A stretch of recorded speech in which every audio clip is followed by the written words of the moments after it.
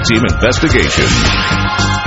It seems hard to believe. An Iranian businessman trying to help police ends up accused of fighting and obstructing their investigation. But there was one problem. The Canton Police didn't know there were 2 surveillance cameras that captured the arrest and what the businessman calls racial slurs. Senior I-Team reporter Dale Russell has this exclusive report, Dale. Yes, Hamid Lavasani says that he's proud of his Iranian heritage and proud of his accomplishments as a businessman in America.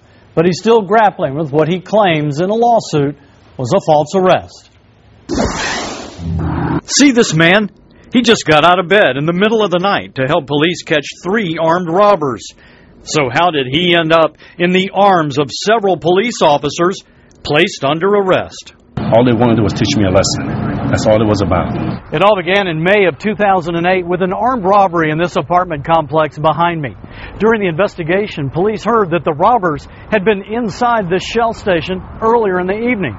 So the police came here looking for the surveillance video. I want your name and number and I'll send somebody down to pick you up. I want the tape tonight.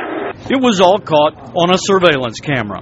An angry Canton Police Sergeant Lamar Jones exchanges heated words on the phone with Shell store owner Hamid Lavasani. Where's the tape at? Lavasani built this Shell station from the ground up. The Cherokee County businessman lives far away in Cobb County. He had helped Canton Police in the past catch criminals. Now he is suing them for false arrest, assault and battery, and malicious prosecution. In May 2008, it was almost midnight when Lavasani got the call to come over to the store so officers could see his surveillance video. Lavasani says he told them he would be in at 5 o'clock in the morning to help out. What went wrong? Well, the whole thing was they just couldn't wait for me to get in the morning. We're shut the store down. Sergeant Jones is visibly upset and says so. What Sergeant Jones and his fellow officers don't know, the internal surveillance tape also picks up audio. On the phone, Jones tells Lavasani that police now control the store and will get a warrant for the tape. Why don't you march your ass up here and I'll show you what I'll do when you get up here. You come on up here. Sergeant Jones tells the other officers Lavasani told him to get the hell out of his store. Someone says, "What's his name?" 2 answers are heard, Habib and Patel. Then, according to court records, Sergeant Jones says,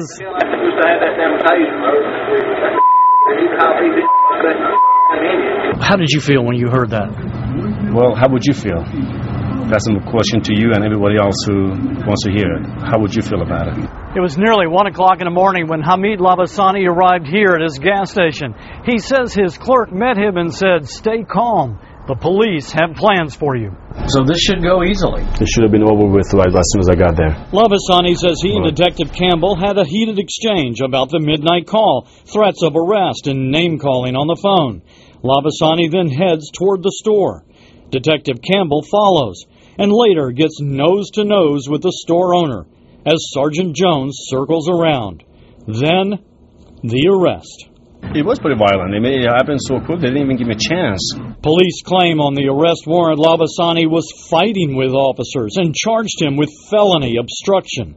Being humiliated, having to go to jail, having my name printed in the local newspaper the next day, my customers coming telling me and asking me what happened.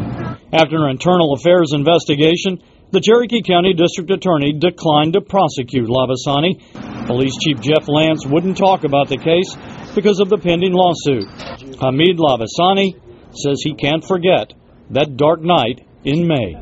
You're mad at these guys, aren't you? I still am. Very, very mad. And I will not, I guess, settle down until the justice is done. Now, Canton Police conducted an internal investigation. Sergeant Jones and Detective Campbell were found guilty of conduct unbecoming an officer. Sergeant Jones was also found guilty of violating the Code of Ethics. Their punishment? A written reprimand. The lawsuit is still pending, and there's big issues coming up before the judge right now, and we'll be following those as it plays out over the next few weeks. Well, Dale, you had 4 to 5 officers standing around that Shell station. The cameras were rolling. Did it help them catch the armed robbers? No. In a word, and that was one of the issues that was raised when we looked at it. What are all these officers doing here trying to get the surveillance camera, and they've got 3 armed robbers running around? As it turns out, the guys that they were looking for, they were juveniles, were actually about a half a mile away during most of this time, a little bit later, at another gas station. So they picked him up while they were still messing with the surveillance camera back at the Shell station. All right. Dale Russell, thanks. Fox 5 News.